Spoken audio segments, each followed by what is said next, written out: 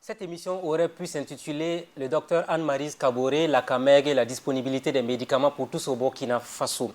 Amis de la liberté, de la démocratie et de la bonne gouvernance, bonsoir et bienvenue à ce rendez-vous de l'émission Le Grand Déballage. Aujourd'hui, nous avons l'honneur et le plaisir de recevoir une dame. Elle a 38 ans. Elle est la première directrice générale de la CAMEG, la centrale d'achat des médicaments essentiels génériques du Burkina Faso. Docteur Anne-Maryse Kaboré, bonsoir. Bonsoir. Merci d'avoir accepté l'invitation de la télévision Burkina Info. Je l'ai dit, vous êtes la première femme donc à diriger cette institution. Quand vous avez été acceptée, quand votre candidature a été validée, comment vous êtes sentie en tant que première femme à diriger une telle institution? Tout d'abord, je me suis sentie fière de pouvoir rentrer et contribuer à améliorer la santé des Burkinabés.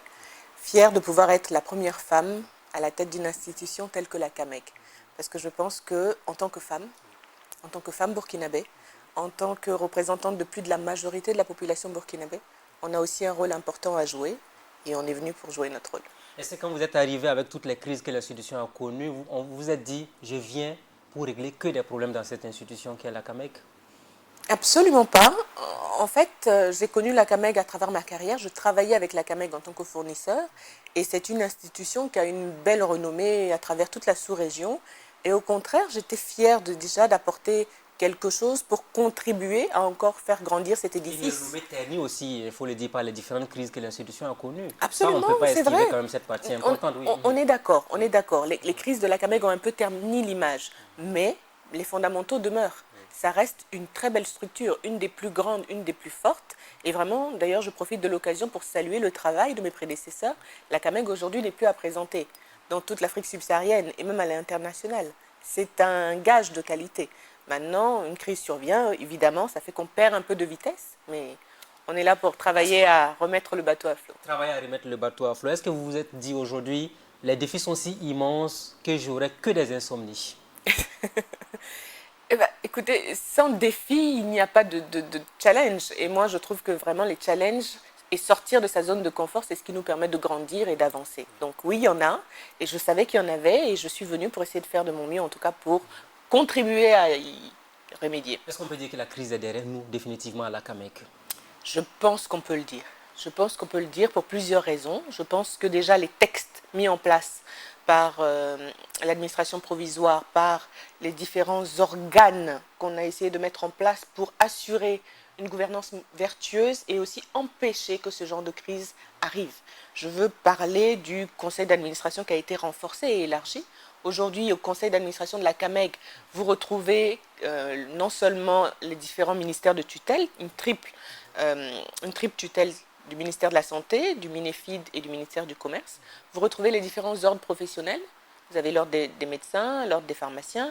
Vous retrouvez la société civile, la Ligue des consommateurs et aussi les partenaires techniques et financiers qui nous accompagnent au quotidien et qui sont aussi un gage, en tout cas une courroie de transmission de l'information. Alors quand vous êtes arrivé en août 2018, on a vu un communiqué qui est paru un peu partout.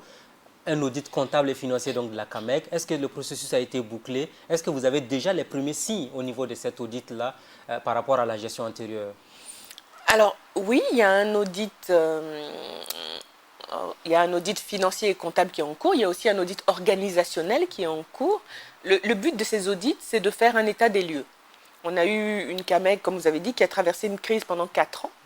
Il est bon de savoir, est-ce qu'aujourd'hui l'état de santé de la CAMEG est toujours aussi solide? Est-ce que les structures mises en place en 2014, on va dire il y a 4 ans, correspondent toujours à la réalité d'aujourd'hui? Est-ce que les procédures que nous avons permettent de faire un travail efficace? Et c'est tout ça qu'on a voulu avoir avec les autres. Vous avez un document partiel au moins au niveau de l'audit? Oui, le document partiel, qu'est-ce qu'il dit? Est-ce que la maison a eu...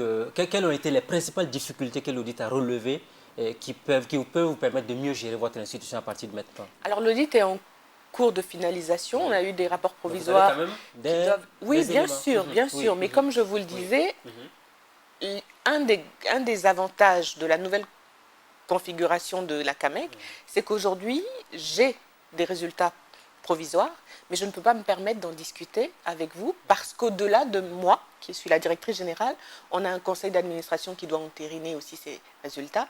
Au-dessus du conseil d'administration, on a une assemblée générale qui est l'organe souverain de la CAMEG qui doit aussi entériner ces résultats. À côté de ça, c'est trop long. Est-ce que tout ça, c'est trop long? Oui. Non, c'est important qu'on comprenne. À côté Oui. de ça, vous avez aussi des comités d'audit et de supervision. Ce sont ces organes, justement, qui permettent de faire en sorte que les crises qu'on a vécues ne reviennent plus. Parce que le directeur général ne peut plus aujourd'hui décider de faire telle ou telle chose de son seul fait. On a une structure et des composantes qui ont un droit de regard les uns sur les autres et ça permet d'avoir justement cet équilibre. Alors quand vous citez tous ces organes, ça prendra trop de temps. Ça fait presque 9 mois que vous êtes là. On ne va pas prendre quand même 2 ou 3 ans pour faire un audit. Peut-être on sera à la fin de votre mandat.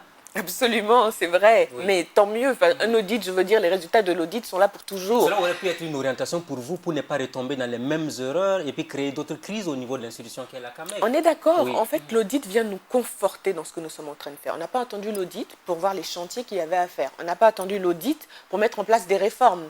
L'audit va juste nous conforter en disant, vous êtes dans la bonne direction, renforcez ceci, ou vous devez améliorer cela. Et on parle de l'avenir de la CAMEG. On ne parle pas d'un mandat d'un directeur général. C'est 3 ans, ça passe très vite. Au-delà de ce mandat, qu'est-ce qu'on met en place pour que plus jamais n'arrive ce genre de crise? Qu'est-ce qu'on met en place pour que le Burkinabé soit sûr aujourd'hui, quel que soit le DG, d'avoir un médicament de qualité et à moindre coût sur toute l'étendue du territoire? C'est ça le point. Alors la CAMEG, il faut le dire au passage aussi, qui a d'énormes créanciers. Le ministre de la Santé, notamment par le ministre sortant, Médée avait qualifié, il avait avancé un chiffre de 21 milliards de francs CFA, ce qui a donc pour conséquence 23% donc de demandes en médicaments qui ne sont pas satisfaites. Ça veut dire clairement que vous avez des problèmes financiers au niveau de la CAMEG, n'est-ce pas? Alors, encore une fois, ça dépend comment on voit le verre. Là, vous l'avez vu à moitié plein. Alors, en tout cas, ce sont des chiffres officiels qui ont été communiqués. Absolument. C'est à vous de nous aider à mieux comprendre cette 33% situation. de Oui. médicaments manquants, certes. Oui. 77% de médicaments disponibles. En début d'année, il y avait 47% de médicaments disponibles.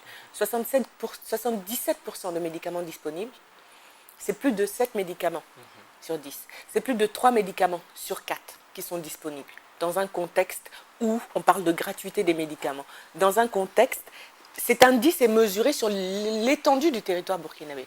C'est dire quand je vais dans un centre de santé, plus de 3 médicaments sur 4 que je demande sont disponibles.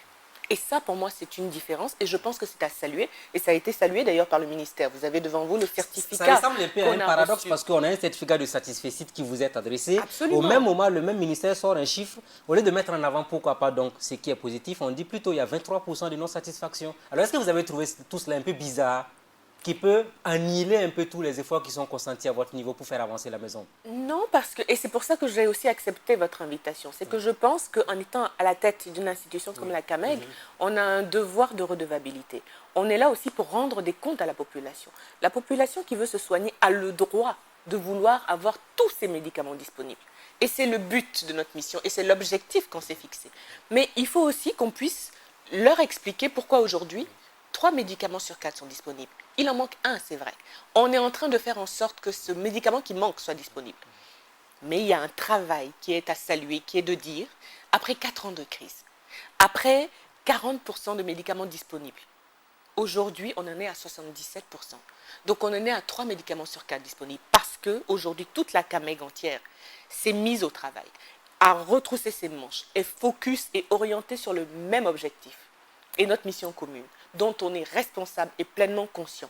On veut aujourd'hui que tous les Burkinabés puissent avoir des médicaments accessibles. Et au-delà de ça, et vraiment j'insiste, la particularité de la CAMEG, c'est que vous soyez à Orodara, que vous soyez paysan à Orodara, vous avez le même médicament, au même coût et à la même qualité que le fonctionnaire qui est à Ouagadougou. Et ce n'est pas toutes les structures qui peuvent se targuer de ça. Aujourd'hui, la CAMEG a proposé une baisse de prix qui est en train d'être étudiée de près de 800 millions pour que tous les consommateurs, tous les Burkinabés puissent ne pas avoir besoin d'aller prendre des médicaments dans la rue. Parce que les médicaments de qualité ont le même coût. Et ça, c'est important. Alors ça c'est important, vous l'avez dit, peut-être on pourrait revenir là-dessus parce que vous avez parlé là d'une initiative qui pourrait être saluée par les populations burkinabées. Alors 21 milliards c'est tout de même énorme. On se demanderait naturellement où vous trouvez les ressources pour combler ce vide-là parce que l'État n'est pas aujourd'hui à la hauteur de ses ambitions. Parce que quand on dit gratuité des soins de santé, ce qu'on se dit, on doit avoir les moyens de la politique qu'on veut mettre en place. Alors, et je pense que c'est important qu'on revienne dessus et qu'on prenne le temps d'expliquer. Pour moi, les 21 milliards, même pas pour moi, clairement les 21 milliards ne sont pas 21 milliards dus à la gratuité. Il faut que ce soit bien clair. Les 21 milliards, c'est l'ensemble des créances du ministère de la Santé. Au niveau du ministère de la Santé, vous avez différents types de créances, on va dire. Vous avez des créances d'hôpitaux qui sont des organismes indépendants, comme le CHU de Yalgado, comme Bogodogo, etc., qui sont des entités indépendantes qui revendent les médicaments aux patients. Et qui ne vous payent pas comme il se doit. Exactement. Donc alors, ça n'a rien à voir avec ça? la gratuité. Oui, non, juste, je termine sur ce point parce que je pense qu'il faut clarifier. Donc cette partie déjà d'organismes indépendants qui revendent des médicaments ont des créances. Et cela n'a rien à voir avec la gratuité. Il y a des districts où on parle de gratuité qui n'ont aucune créance aujourd'hui. Aucune. Je prends le district de Titao, de Nouna. Il y a des districts qui mettent en place la gratuité pleinement et qui n'ont aucune créance. Donc c'est possible.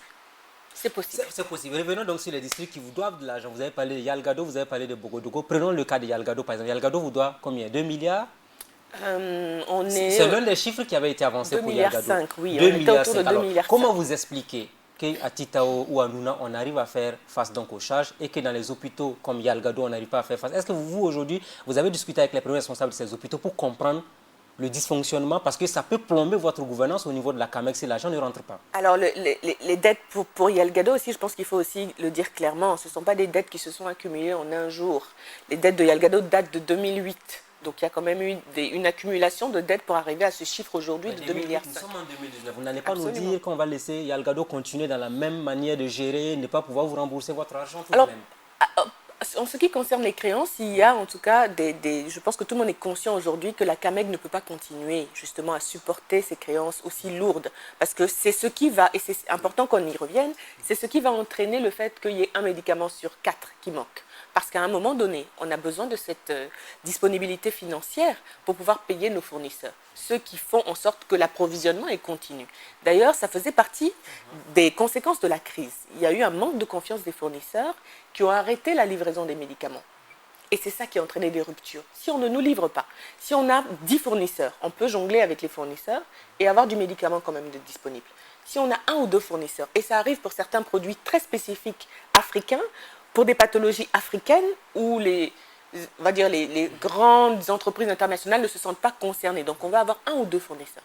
Si on arrête de les payer pendant 6 mois, on n'a pas de médicaments. On n'a pas de médicaments. Donc voilà ce qui explique pourquoi certaines fois on a des risques de rupture sur certains produits. Est-ce que justement ces créances-là ne pourront pas davantage créer une crise entre vous et le ministère de la Santé, même si le ministère de la Santé quand même a un regard sur ce que vous faites au quotidien?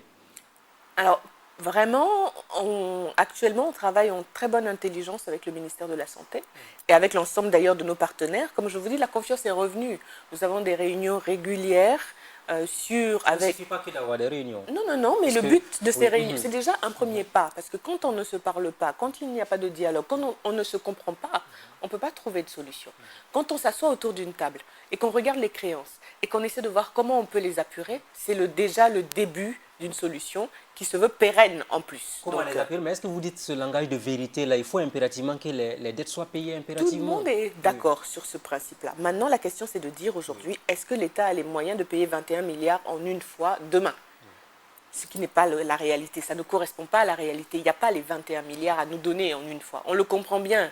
Maintenant, c'est comment faire en sorte déjà, petit à petit, de régler les créances, mais surtout de faire en sorte que ces créances ne se reproduisent pas. Et nous sommes en train déjà de mettre en place, en discussion avec le ministère de la Santé, différentes options possibles.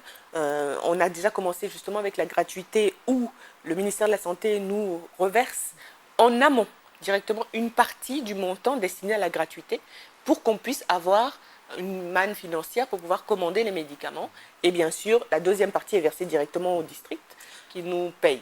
Alors, donc il y a des débuts de solutions. Il y a des débuts de solutions. Est-ce que pour 2019, vous vous êtes dit il faut qu'on se donne toutes les garanties nécessaires, qu'on signe des accords qui permettent naturellement qu'on ne puisse pas continuer à créer un gouffre financier dans lequel la CAMEG va finalement se retrouver et ne pas s'en sortir? Et c'est justement ce genre de discussion qu'on a quand on a nos réunions, c'est de dire... Depuis maintenant plusieurs mois, on ne fait que discuter alors que la dette ne fait que s'agrandir. On est d'accord, Monsieur Ouedraogo, mais la dette date de 2008. Donc même si ça fait 10 ans qu'il y a des dettes qui s'accumulent, si depuis plusieurs mois on commence déjà... Vous n'êtes pas là non plus pour que ça soit dans la continuité, il faut que ça change. Absolument. Dans l'approche, dans la manière de voir les choses, parce que vous n'allez pas faire de la fixation sur l'année 2008 tout de même. On est d'accord, mais je veux dire de 2008 à 2018, pour l'instant, on ne s'est pas assis autour d'une table pour décider déjà de, comprendre le problème et trouver la solution. Donc même si ça fait quelques mois qu'on s'est assis autour d'une table, c'est déjà un début. Et je pense que c'est déjà un bon kick-off, c'est déjà un bon point de départ. On est en train de mettre les gens devant leurs obligations et je pense que le ministre Méda à l'époque a été très clair en disant que chacun doit faire face à ses responsabilités et qu'il y aura notamment plusieurs pistes ont été évoquées, des comptes séparés d'exploitation séparés pour que quand on vend un médicament, on puisse utiliser le bénéfice pour aujourd'hui rembourser la CAMEG, ce qui n'est pas le cas. Il y a des comptes mais qui ne sont pas exploités.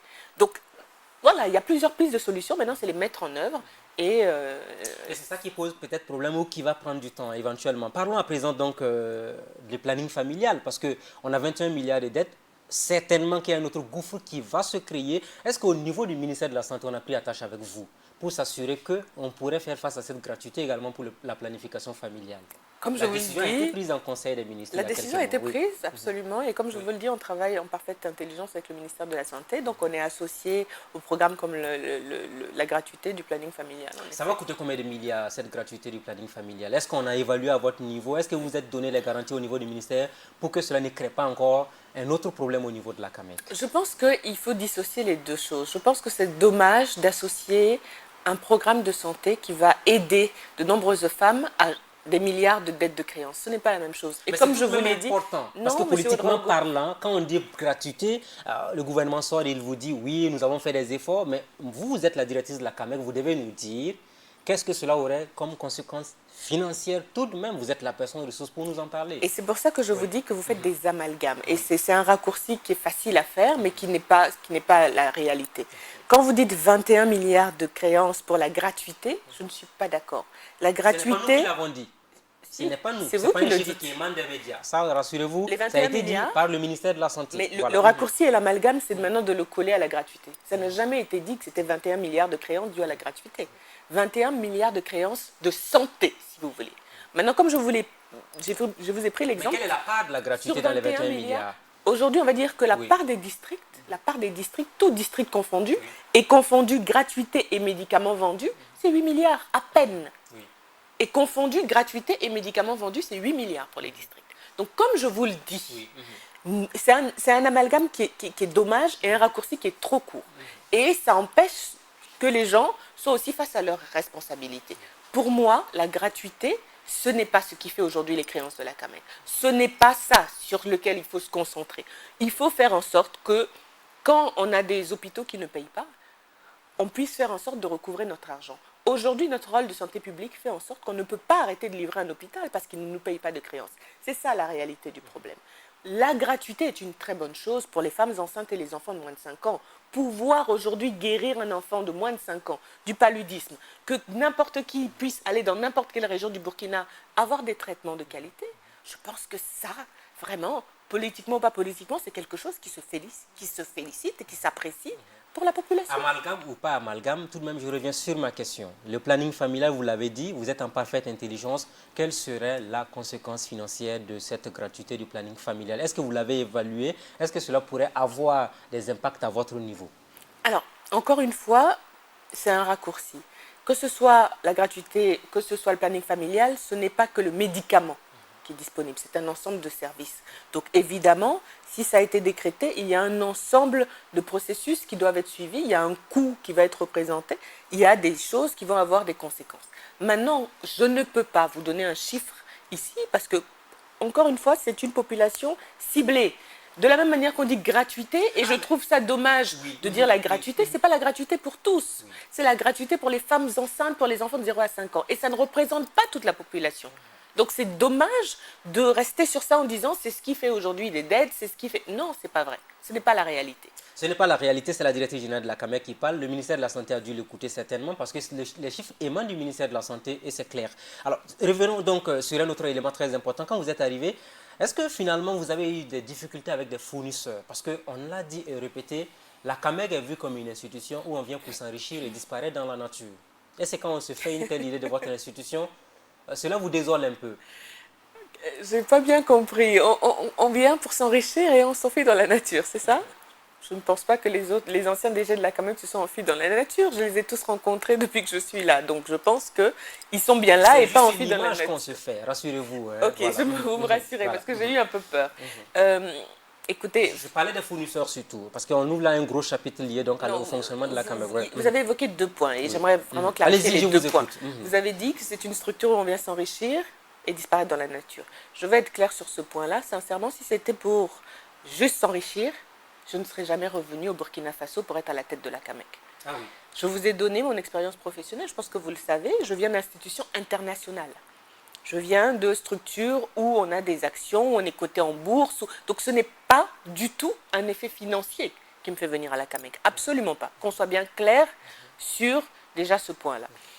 Pour le deuxième point qui est de dire les fournisseurs, on est dans une structure où on achète. En stock, on distribue. Donc forcément, il y a une partie achat, il y a une partie fournisseur. Donc je ne comprends pas bien la question de dire... Alors, je reviens là-dessus parce qu'il nous est revenu que vous avez des difficultés avec certains fournisseurs au niveau de la CAMEG. Est-ce que vous le confirmez? Alors, des difficultés avec des fournisseurs, non. Je ne confirme pas ça parce que je n'ai pas de problème personnel avec aucun fournisseur. On fait un travail qui est codifié, il y a des règles et des procédures en place. Et chaque fournisseur de la CAMEG sait aujourd'hui quels sont les prérequis pour être fournisseur à la CAMEG. Et c'est très clair et c'est disponible sur le site de la CAMEG. Ça dépend du type de fourniture.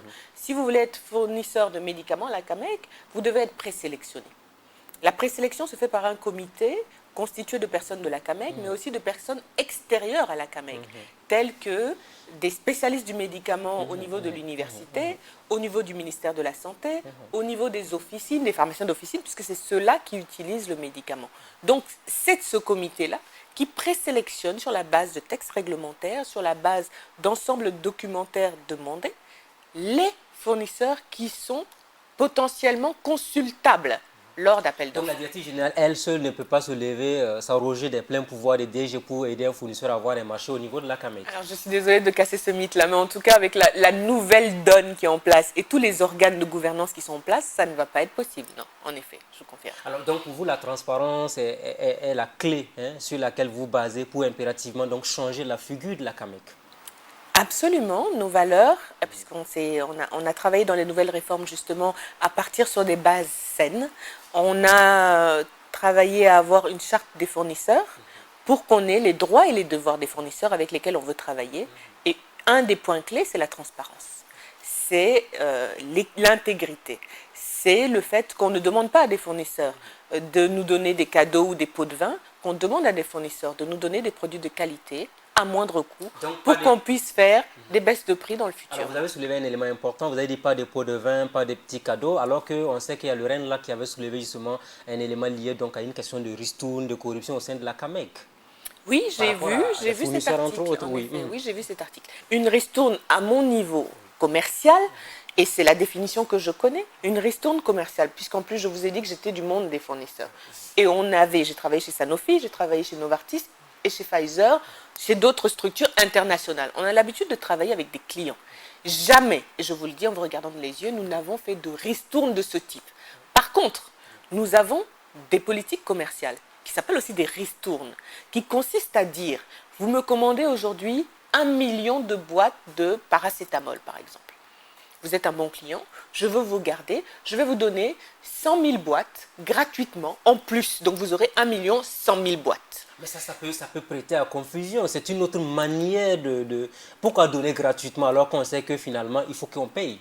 Non, attendez. Alors, c'est pour ça ça s'appelle des unités gratuites. Ça existe partout, c'est codifié par la loi. Ça permet de dire, c'est une sorte de réduction du coût. Si j'arrive à avoir 1100 boîtes achetées au même prix que 1000 boîtes, ça me permet de proposer des baisses de prix pour les populations. Ça, c'est la première ristourne commerciale qui existe. La deuxième, c'est de dire justement, je ne vous donne pas les 1000 boîtes, mais je prends le coût des 1000 boîtes, les 10% dont vous parlez, et je réduis votre facture. Si vous deviez me payer 1 milliard, vous aurez 10% en moins sur cette facture. Ce qui est écrit, signifié, clair, visible des impôts, qui est visible lors des audits. Et c'est tout à fait légal. Ça permet aussi d'avoir une baisse de prix d'achat. Et c'est ce qui nous permet de proposer aujourd'hui une baisse de prix au niveau des populations. Ça s'appelle des ristournes commerciales, mais ça n'a rien d'illégal et ça n'a rien à voir avec de la corruption qui est de dire, comme vous m'avez passé un marché, je vous rétribue en vous donnant un certain pourcentage pour que vous continuiez à me refaire passer le marché. Donc ça ne marche pas à la CAMEG et tel que ça a été dit par le REN, vous ne vous reconnaissez pas du tout dans le document qui a été rendu public. Alors, on va être clair, moi je viens d'arriver. Quand j'ai vu ce document, j'ai pris vraiment l'historique, les procédures, l'ensemble des choses que j'ai à la CAMEG. Je n'ai vu ni dans aucun document, et moi-même, en tout cas pour ce que j'ai vécu depuis mai jusqu'à aujourd'hui, aucun fournisseur ne m'a donné quoi que ce soit qui ressemble à ce que le RENLAC disait. Vous jurez donc la main sur le cœur et vous défiez tous les fournisseurs de la CAMEG. C'est lui qui a une preuve contre vous que la personne rende ça public. Alors ça, vraiment, je défie quiconque qui m'a remis quoi que ce soit. Mais n'allez pas chercher les fournisseurs. Demandez à mes collaborateurs à la CAMEG. Aujourd'hui, moi, à la CAMEG, je ne reçois aucun fournisseur seul.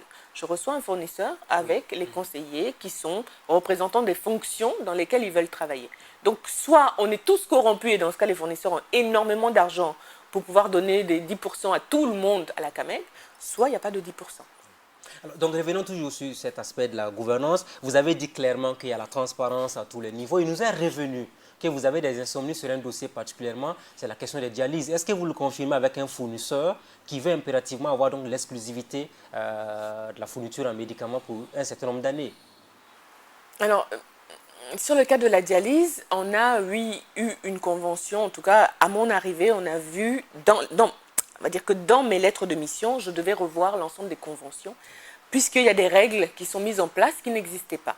Aujourd'hui, le DG de la CAMEG n'a pas les prérogatives de signer un contrat sur un certain nombre d'années dépassant son mandat sans l'aval du conseil d'administration ou de l'Assemblée générale.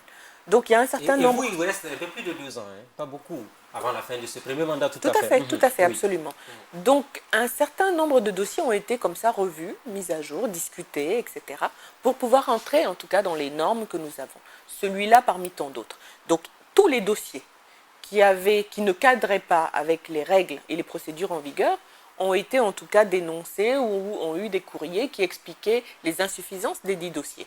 Donc ça fait partie des dossiers en effet pour lesquels on ne peut pas appliquer les conventions en l'état parce qu'elles ne font pas partie des procédures actuelles de passation de marché. Est-ce que vous subissez des pressions sur spécifiquement ce dossier? Parce qu'il nous est revenu que le ministre de la Santé sorti, la nouvelle ministre de la Santé également, est préoccupée par la question de la dialyse, notamment de la fourniture des consommables à ce niveau. Alors le dossier de la dialyse est un dossier à 2 volets. Oui. Et je pense que c'est un dossier sensible et c'est normal que tout le monde soit préoccupé par ce dossier. Quand on voit un peu la situation des malades du rein et tout ça. Justement, vous avez un volet sanitaire qui est de dire, est-ce qu'aujourd'hui, on a les moyens de prendre en charge l'ensemble des dialysés au Burkina Faso? Est-ce que la dialyse se fait dans des bonnes conditions? Est-ce que les intrants de dialyse sont disponibles? Et on a le volet après réglementaire.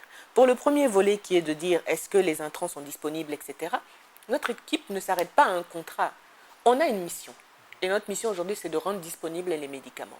Les intrants de dialyse, on est toujours en train de les rendre disponibles. Contrat ou pas contrat, souci ou pas souci, convention ou pas convention, procédure ou pas procédure.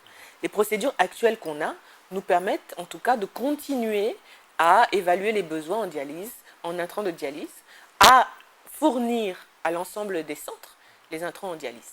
Le seul point, c'est qu'on a besoin d'avoir de la visibilité sur le futur. Est-ce que la CAMEG continue à approvisionner les intrants de dialyse ou pas? Est-ce que le ministère de la Santé s'en occupe en direct ou pas, etc. pour pouvoir avoir un plan d'approvisionnement annuel. Mais sinon, on continue d'avoir l'estimation des besoins et on continue d'approvisionner en intrants. Okay. La deuxième partie, qui est la partie réglementaire, permet juste de dire qu'à un moment donné, il faut qu'on puisse rentrer dans les procédures de la CAMEG. Et c'est l'avantage d'avoir un statut d'association sans but lucratif. La CAMEG est une entité et tous les ministères, notamment le ministère de la Santé, a réussi à proclamer l'indépendance de la CAMEG en ayant une convention qui le lie à la CAMEG. Donc aujourd'hui, le ministère travaille en bonne intelligence, en collaboration parfaite avec la CAMEG et se doit aussi, comme tout client de la CAMEG, de respecter les procédures internes. Est-ce que vous voulez dire clairement que vous n'avez aucun problème avec un quelconque fournisseur au niveau donc, de la dialyse, au niveau des consommables, au niveau de la dialyse? Alors, de façon catégorique. Le problème un quelconque problème je n'ai pas de problème en particulier avec aucun fournisseur. Aujourd'hui, pour être fournisseur à la CAMEC, je vous ai rappelé les règles. Oui, bien sûr. Mais Tout fournisseur oui. qui ne rentre pas dans ces règles-là ne pourra pas faire de marché à la CAMEC. Quelles que soient les pressions politiques ou quelle que soit éventuellement la couverture dont peut bénéficier un fournisseur, la personne ne peut pas avoir de passe-droit au niveau de la CAMEG. Les règles sont les mêmes pour tout un chacun. Quand je suis arrivée, j'ai eu une lettre de mission qui a été très claire, qui me disait qu'il fallait, j'avais 3 points clairs dans ma lettre de mission, et j'ai été reçue par l'ensemble des autorités qui ont réitéré ces 3 points. Ma mission, et ce pourquoi j'ai signé à la CAMEG, c'était 1, de mettre fin à la crise, d'avoir une situation apaisée pour que l'ensemble des collaborateurs puissent travailler et se reconcentrer sur sa mission première. Deuxièmement, c'était de rendre disponibles les médicaments. Rendre disponibles les médicaments à coût accessible, disponibles géographiquement et financièrement. Et le dernier point, c'était travailler dans une gouvernance vertueuse pour éviter de revenir dans des crises au sein de la CAMEG. Je pense que pour l'instant, on est en droite ligne avec l'ensemble de ces 3 missions-là, et c'est ma ligne de conduite pour ce mandat-là. Qui est valable pour tous les fournisseurs sans exception. Toute personne voudra travailler avec la CAMEG. Alors, il nous est revenu que les malades du rein, ceux qui font la dialyse au Burkina, sont venus vous dire qu'il y avait un fournisseur qui voulait impérativement avoir un contrat d'exclusivité et les malades étaient venus vous soutenir. Nous avons eu des informations là-dessus. Est-ce que vous le confirmez? Alors, encore une fois, j'ai envie de dire qu'il faut recentrer le débat. Je ne travaille pas pour avoir le soutien ou pas le soutien d'une quelconque personne. Ce sont les premières personnes concernées, quoi qu'on le dise, parce qu'on sait que de par le passé, il y a eu des ruptures dans ce pays liées donc aux consommables. Donc quand nous en parlons et que nous insistons, nous savons de quoi nous parlons. Tout à fait, M. Ouedraogo. Et ce que je voudrais dire, c'est que justement, quand on reçoit tout le monde à la CAMEG, et c'est ce que je vous dis, on est ouvert, on est transparent. On reçoit les associations, que ce soit les dialysés ou d'autres types d'associations, pour pouvoir discuter de la disponibilité de ces médicaments. Comment est-ce qu'on est en train de travailler pour que ces médicaments soient disponibles? Comment est-ce que sont les médicaments dont vous disposez? Est-ce que la qualité vous convient, etc. C'est vrai que les dialysés ont eu des inquiétudes par rapport à des risques de rupture, parce qu'on parle de dialyse, et quand il y a des ruptures, ça peut entraîner des morts. C'est une maladie qui est sensible et qui nécessite d'avoir un approvisionnement continu. Donc nous avons rassuré en tout cas l'ensemble des dialysés, disant que la CAMEG a toujours soutenu cette maladie-là, comme toutes les autres maladies. La dialyse était donnée directement au ministère de la Santé. Les ministères de la Santé géraient directement la dialyse avec les hôpitaux. Antérieurement à 2016, il y a eu des problèmes de rupture entraînant de nombreux morts. Le ministère a confié le soin de la dialyse à la CAMEG. Jusqu'à maintenant, on a chaque année la visite de l'association des dialysés qui nous félicite du travail parce qu'ils constatent qu'il y a vraiment très très peu de ruptures sur le terrain actuellement. Donc on est content, mais ce n'est pas une finalité en soi et on essaie de s'améliorer chaque jour pour qu'il n'y ait plus du tout de rupture. Alors on sait qu'il y a de grands défis à relever parce qu'il y a de nouveaux centres de dialyse qui sont en train de s'ouvrir un peu partout au Burkina ou qui sont en chantier. Est-ce que vous pourrez faire face à la situation? Est-ce que vous êtes en train de prendre des dispositions dans ce sens quand on sait que c'est quand même une question de santé publique aujourd'hui? Absolument, et c'est une question de santé publique, mais ce n'est pas la seule question de santé publique. Entre autres, bien sûr. On parle aussi de maladies cardiovasculaires, on parle de maladies comme le diabète, comme l'hypertension, on parle de la néonatologie. De BCG au Burkina Faso. C'est ce que j'allais dire. Donc, il y a beaucoup de maladies qui peuvent avoir un impact de santé publique. C'est vrai que la dialyse en est une importante, mais ce n'est pas la seule. Donc, il est important de toute manière qu'il y ait une réflexion qui soit faite de manière globale sur ces programmes de santé sensibles et spécifiques pour qu'on puisse avoir un approvisionnement continu. Mais au-delà de ça, c'est de se dire aujourd'hui quel est le montant qu'on peut attribuer, quelle est l'enveloppe budgétaire qu'on peut attribuer à une maladie, comment est-ce qu'on développe, puisque évidemment le nombre de dialysés augmente. Si l'enveloppe n'augmente pas, on aura un problème à un moment donné pour la dialyse, pour le diabète, pour l'hypertension, pour la dyslipidémie et toutes les autres maladies. Donc c'est un programme en entier et c'est une réflexion globale à faire. Alors je parle toujours de la question de la bonne gouvernance parce que c'est quand même très important dans le Burkina post-insurrectionnel, Burkina post-coup d'État. Dites-nous, à ceux qui pensent aujourd'hui que la CAMEG a un certain nombre de fournisseurs, il n'y a que ces messieurs-là qui peuvent bénéficier des avantages liés donc à l'obtention des marchés à la CAMEG. Qu'est-ce que vous avez à dire à ces personnes-là? Ça vous fait sourire, pourtant, il y en a énormément de personnes qui s'inquiètent, qui se posent des questions. Comment infiltrer, enfin, pénétrer le marché de la CAMEG aujourd'hui? C'est vrai, ça me fait sourire parce que c'est vrai, c'est ce que j'ai entendu quand je suis arrivée, mais je peux vous dire que les choses sont en train de changer. Oui. Vraiment, réellement. Je vais vous prendre un exemple. Personne n'est super puissant pour dire à la CAMEG, je fais ce que je veux, j'ai des marchés à tout moment sans exception. Au jour d'aujourd'hui, non. Personne ne peut vous dire j'ai démarché à tout moment, sans exception. Si un fournisseur est compétent, a les prix qu'il faut, a des bons médicaments, je ne vois pas pourquoi il n'aura pas de marché. Ça, c'est clair. Mais je veux dire, ce n'est pas un passe-droit. Les règles sont claires et les règles sont les mêmes pour tout le monde. Mais au-delà même du marché des médicaments, si vous prenez les marchés, par exemple, je ne sais pas, des nettoyages, des gardiennages, etc., il y avait des marchés en cours qui se renouvelaient de façon tacite depuis mon arrivée. Nous avons évalué les marchés. Nous avons vu justement que tous les marchés ne correspondaient pas en termes d'objectifs à ce qu'on voulait en termes de procédure. On a réécrit l'expression de nos besoins. On a fait un appel d'offres ouvert. Tous les fournisseurs ont pu se présenter. Des fournisseurs qui n'avaient jamais travaillé à la CAMEG ont été intégrés aujourd'hui. Donc, comme je vous dis aujourd'hui, c'est ouvert. Vous êtes les bienvenus. D'ailleurs, on va faire une journée porte ouverte dans pas longtemps. Et on vous invitera à venir y participer pour expliquer ce qu'on fait, pour expliquer qu'aujourd'hui, la CAMEG est ouverte et au service de la population. Alors, la CAMEG, donc, au service de la population, ainsi de suite. Alors, et si on revenait, par exemple, sur un autre élément très important, vous dites que vous faites des efforts, vous avez parlé de propositions à hauteur de 800 millions de francs CFA, qui pourraient donc avoir des conséquences positives pour les populations burkinabè. Est-ce que vous pensez que cela pourrait faire en sorte que le citoyen ordinaire qui se trouve peut-être dans les tréfonds du Burkina Faso puisse se lever du jour au lendemain, même avec 25-50 francs CFA, s'acheter un médicament au Burkina Faso? Alors, c'est vraiment ce pourquoi on s'engage jour et nuit. C'est vraiment ce pourquoi les hommes et les femmes de la CAMEG travaillent aujourd'hui. C'est pour que justement, partout, sur toute l'étendue du territoire, chacun puisse prendre ses 25, ses 50 francs et avoir un médicament de qualité. C'est pour ça qu'on voudrait vraiment aujourd'hui rassurer aussi la population. Ça fait partie des raisons pour lesquelles j'ai accepté votre invitation, M. Ouedraogo. Je pense qu'en tant que... Les raisons, il y en a beaucoup. Vous revenez là-dessus à n'en pas finir. En tout cas, on y va. C'est important Oui. qu'aujourd'hui, on vienne rendre compte. Mais c'est aussi important parce que dans la situation actuelle, vous avez vu qu'il y a eu la police et la NRP et le ministère de la Santé ont fait vraiment une découverte importante de médicaments contrefaits. 30 tonnes, ça fait beaucoup quand même. Énorme. Oui. Et c'est important de dire qu'il n'y a plus aucune raison aujourd'hui d'aller prendre des médicaments contrefaits, d'aller prendre des médicaments dans la rue. Oui, Quand le médicament de la CAMEG, quand le médicament de la CAMEG coûte moins cher que ce médicament de la rue, quand le médicament de la CAMEG offre toutes les garanties pour avoir un traitement de qualité à moindre coût, n'exposez pas votre vie à ce genre de situation. Et je pense qu'il est important qu'on lance cet appel à toute la population. C'est bien beau de le dire sur le plateau d'une télé. Au même moment où vous allez dans les quartiers périphériques, il n'y a pas de pharmacie, il n'y a pas de dispositif particulier qui leur permet d'avoir accès aux médicaments de la CAMEG. Comment vous voulez que ces populations-là s'en sortent? Alors, le problème, c'est que vous, encore une fois, j'ai l'impression que vous noircissez le tableau. Pas question de noircir le tableau, je vous parle des faits. Et vous devez les accepter parce qu'il n'y a que sans ça, vous n'allez pas pouvoir mettre en œuvre vos politiques jusqu'à ce qu'on puisse satisfaire toutes les populations. Mais il est important que l'effort qui est fait soit déjà divulgué, soit déjà communiqué pour que la population puisse en profiter. Il y a déjà des efforts qui sont faits, ne serait-ce qu'au sein de la CAMEG.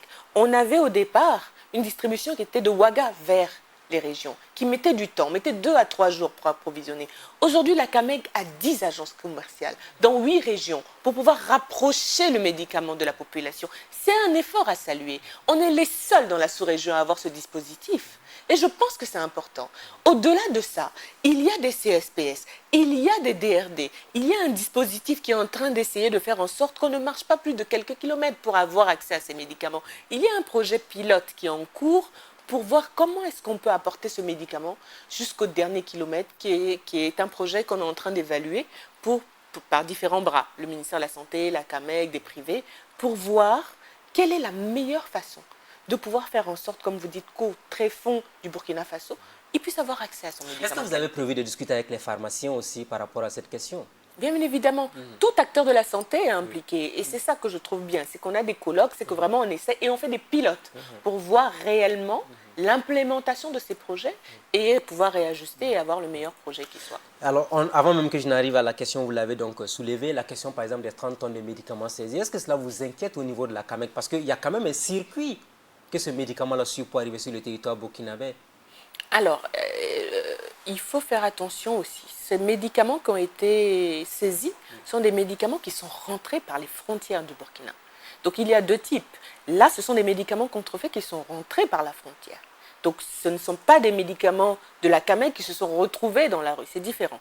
Donc, c'est un autre circuit qui a approvisionné des médicaments contrefaits du Bénin, du Nigeria, etc. Mais cela vous inquiète sans doute. Bien évidemment que cela nous inquiète, parce que cela peut avoir un impact important sur la santé des populations. Quand vous savez que dans ces médicaments-là, il y avait des vaccins. Il y avait des vaccins, donc la chaîne de froid n'est pas respectée. Et c'est là où je vous dis qu'il est important qu'on puisse communiquer plus et faire comprendre aux gens. Parce que des fois, les gens vont sur ces marchés-là parce qu'ils ont l'impression que le médicament sera cher. Ce n'est pas le cas. Ce n'est plus le cas, si ça avait été le cas. Aujourd'hui, ces médicaments coûtent plus cher que les médicaments de la CAMEC. On parlait d'antipaludiques. Oui, bien sûr. Il y a des programmes aujourd'hui qui font en sorte que les antipaludiques sont gratuits. On parlait de la gratuité tout à l'heure. Pour les enfants de 0 à 5 ans, il y en avait des tonnes de médicaments là-dedans. On n'a plus besoin d'acheter ces médicaments-là. Et vous avez l'indice qui vous dit justement que les médicaments sont disponibles. Donc il est important, et je pense que les médias doivent nous aider aussi pour sensibiliser la population sur ces faits-là. Vous mettez votre vie en danger en allant prendre des médicaments de la rue. Vous avez aujourd'hui la CAMEG qui travaille pour que vous ayez des médicaments de qualité à moindre coût sur toute l'étendue du territoire. Vous le dites si bien, mais est-ce qu'il n'appartient pas aussi aux gouvernants, aux tenants du pouvoir de prendre les mesures nécessaires pour empêcher justement que le sol burkinabé ne soit inondé de ces produits-là qui passent par des circuits qui ne sont pas conventionnels? Absolument, c'est vrai que c'est un ensemble de facteurs qu'il faut qu'on prenne par tous les bouts. Déjà, il faut qu'on fasse en sorte que la frontière soit moins poreuse, mais aussi, il faut qu'on fasse en sorte qu'il n'y ait pas de consommateurs. Si ces gens-là n'avaient pas de marché potentiel, il n'y aurait pas 28 tonnes de médicaments. Donc, à nous aussi de faire des politiques de sensibilisation vis-à-vis de la population. Alors, certains le disent très bien qu'au niveau de la CAMEG, il y a eu un certain nombre de dynamisme qui a été apporté, en tout cas selon les infos qui nous parviennent, un peu plus de rigueur. Vous avez même interdit l'ouverture des magasins les week-ends, vous le confirmez? Oui, je confirme que les magasins ne doivent pas être ouverts les week-ends et je pense que c'est la moindre des choses. J'aime utiliser le terme américain qui dit « work-life balance ». Je pense qu'il faut avoir un équilibre entre la vie professionnelle et la vie privée. Les collaborateurs, le week-end, ont droit à une vie privée. Donc, en dehors des horaires de travail, les magasins sont fermés, sauf urgence. Vie privée, est-ce que vous n'avez pas créé éventuellement? Allez-y. Le deuxième point, c'est aussi une question sécuritaire. Nous sommes dans un contexte quand même assez difficile au niveau sécuritaire. Il est important que chaque collaborateurs de la CAMEG se sentent en sécurité.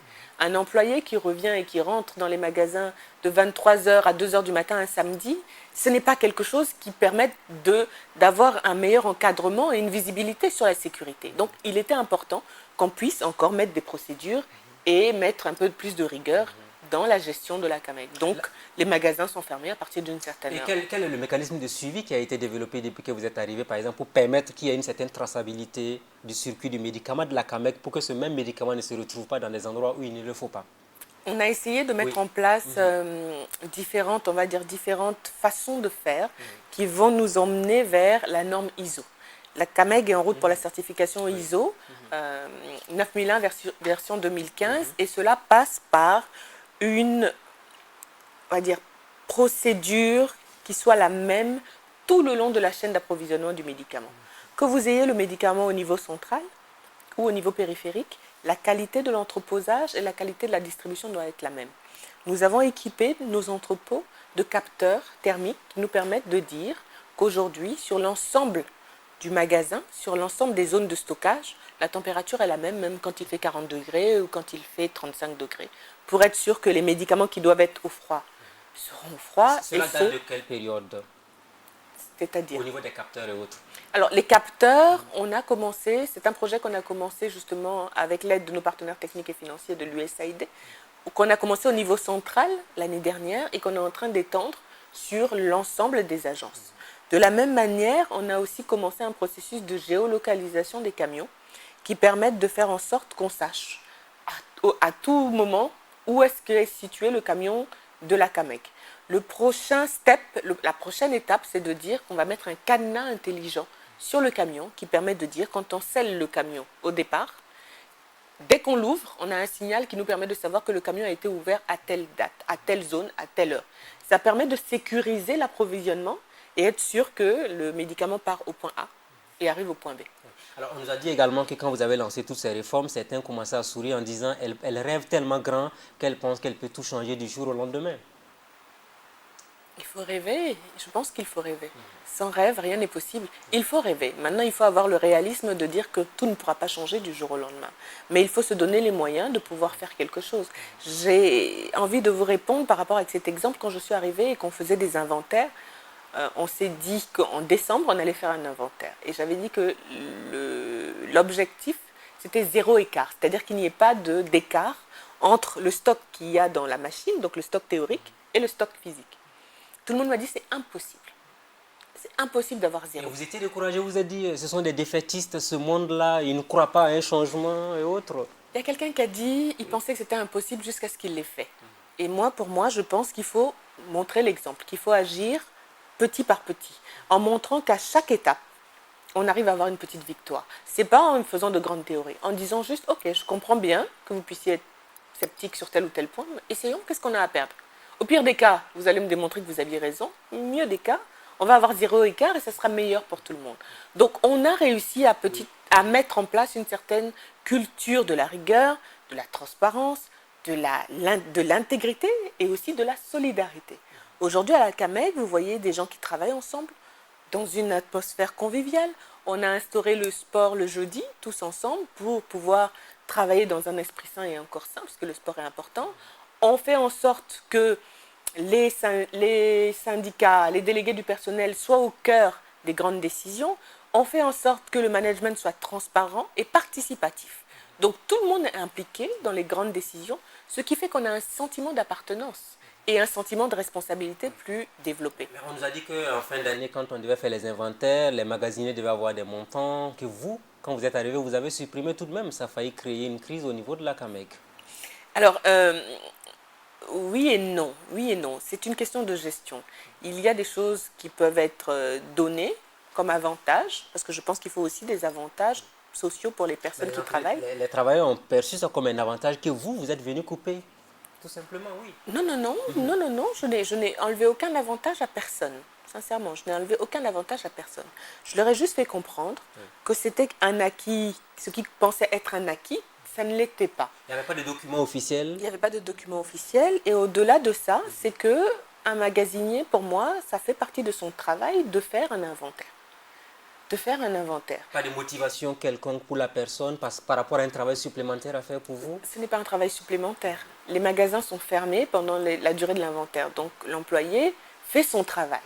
Par contre, ce que j'explique aux employés lors de la communication, et d'ailleurs juste pour rétablir les faits, je n'ai pas enlevé cette indemnité cette année. Je leur ai juste expliqué que l'année prochaine, il n'y aura pas ça, puisqu'on construit un budget l'année qui précédente pour l'année qui vient. Donc ça, c'était quelque chose qui avait été instauré. Total, ce montant total, ça faisait combien? C'est un montant qui n'est pas très important, c'est un montant vraiment juste une prise en charge pour un repas, etc. Ce n'est pas le montant, justement. Et c'était sortir... Oui, le montant, il est important. Du moment où vous voulez faire des économies, peut-être les réorienter ailleurs, c'est bien qu'on sache pourquoi vous voulez le faire. Exactement. Oui. Et je pense que c'est ce que j'étais en train de vous dire.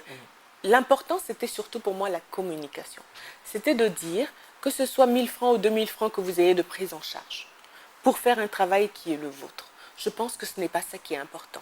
Pour pouvoir vous aider à faire mieux votre travail, il faut peut-être que vous ayez des formations qui vous montrent comment optimiser ce travail, qui vous apportent quelque chose en plus. Et ça ne coûte pas 2000 francs. Il faut peut-être aussi qu'on ait d'autres choses comme des assurances maladie pour notre famille qui sont un peu plus performantes. Et ça ne coûte pas 2000 francs. Alors, est-ce que vous avez pu obtenir cela au moins pour les travailleurs pour compter de 2019, par exemple, pour ce qui est de l'assurance maladie? Absolument, à compter de 2019. Pour les travailleurs? Aujourd'hui, l'ensemble des travailleurs, y compris la directrice générale, est prise en charge à hauteur de 80% pour tout ce qui est, on va dire, hospitalisation, pour tout ce qui est prise en charge des médicaments, etc.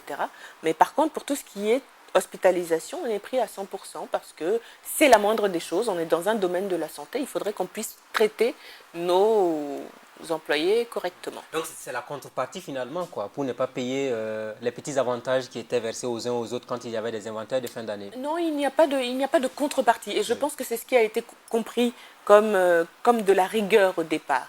Parce qu'on nous a dit aussi qu'au début, ce n'était pas facile.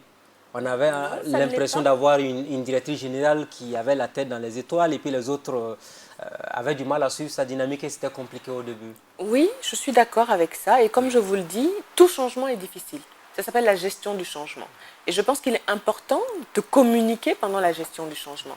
Et le problème, c'était juste d'expliquer ce qu'on était en train de faire. Il n'y a pas de contrepartie, justement, parce que je ne marche pas au chantage. Je pense qu'il y a des droits et des devoirs des collaborateurs. Il y a des droits qui permettent justement de dire « je suis employé à la CAMEC, j'ai le droit de pouvoir traiter ma famille et moi-même en cas de maladie. » Ça, c'est un droit pour moi. Et il y a pas... L'employé pourrait vous répondre en disant que ça ne suffit pas. On est d'accord. C'est quand on est malade qu'on part à l'hôpital, mais si on n'est pas malade finalement et qu'on a besoin de son argent, qu'est-ce qu'on fait dans ce cas? On travaille encore plus dur. On arrive à faire de l'extra miles, on arrive à dépasser les objectifs et on peut avoir des avantages, comme vous dites. Si on arrive aujourd'hui et on a récompensé cette année en 2019 pour la première fois, les meilleures agences, celles qui ont montré justement de l'intégrité, celles dans lesquelles il y avait une gestion optimale des stocks, celles dans lesquelles il n'y a pas eu d'écart entre le stock théorique et le stock physique, ces agents-là ont été félicités, encouragés, motivés. Et les agents pour qui il y avait des écarts, pour qui il y avait, on va dire, des problèmes dans la gestion de stock, n'ont pas été félicités. Alors, pour les grands chantiers de la CAMEC pour 2019, alors, quelle sera la priorité absolue pour vous? Est-ce que c'est de continuer la dynamique des réformes, continuer la transparence et la bonne gouvernance, faire en sorte qu'il n'y ait pas de passe-droit, quel que soit le rang social, la personne politiquement engagée ou encore, quelle que soit même la pression qu'un ministre de la Santé voudrait vous mettre éventuellement pour la signature d'un contrat pour un fournisseur, entre autres? Est-ce que vous serez intransigeant, oui, sur ces questions-là, de telle sorte que vous puissiez partir de la maison la tête haute, de telle sorte qu'on ne puisse pas dire, sous la gouvernance de Anne-Maryse Kaboré, il y a eu ceci ou cela? Ça, c'est une condition sine qua non pour moi. La bonne gouvernance est la pièce maîtresse de toute la CAMEC actuellement. Ce n'est pas négociable. Pour 2019, ce sera la même chose. Pour 2019, pour 2020, pour 2021, c'est une règle non négociable. Ce sont des procédures qui sont en place, ça fait partie de mes valeurs intrinsèques. On a décidé de travailler d'une certaine manière et c'est la seule manière que je connaisse de toute manière. Donc ça, ce n'est pas pour moi une réforme à arrêter, à continuer. C'est une nouvelle donne dynamique, c'est une nouvelle donne qui restera la même. Ça ne changera pas. Oui. Ce sera le premier grand chantier, le second, le deuxième, le troisième, c'est... Les grands chantiers pour moi, c'est surtout ce que nous allons poser en termes d'actes. La première des choses, c'est de mettre en place des dispositions qui fassent qu'on puisse avoir des médicaments disponibles et de façon pérenne. Pas de rupture. On a dit 90%. L'année dernière, l'objectif, c'était 80% de disponibilité.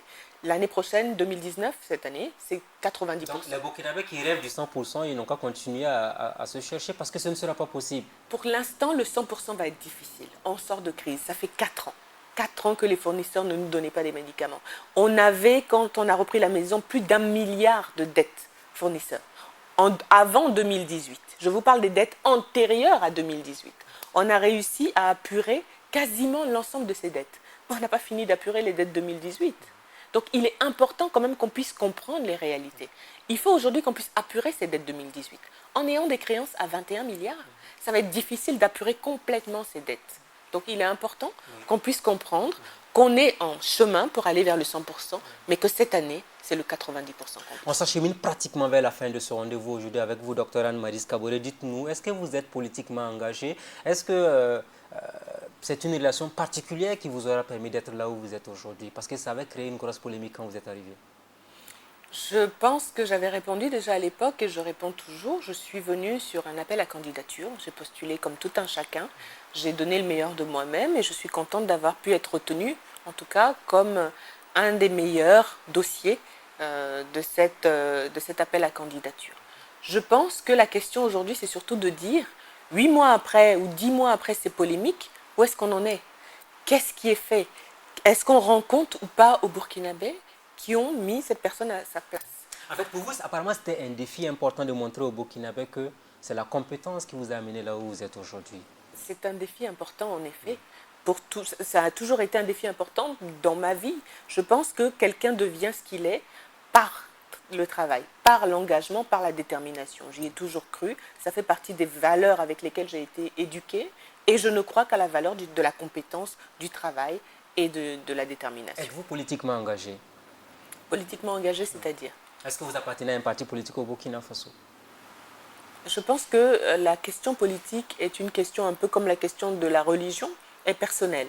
Je ne voudrais pas influencer quiconque sur son choix politique ou sur sa religion. Donc, par exemple, à la CAMEG... Est-ce que vous avez la carte d'un parti politique? Je vais faire à la CAMEG, il n'y a pas d'endroit où on doit parler de politique ou de religion. Donc, je pense que ça, c'est une question qui est personnelle à tout et chacun fait ce qu'il veut de sa vie. Vous n'avez pas de carte d'un parti politique? Non, je n'ai aucune carte d'un parti politique. Et les jeunes filles qui vous regardent, qui se disent « j'aimerais être comme Anne-Maryse Kaboré », quel est le message que vous avez à leur adresser aujourd'hui?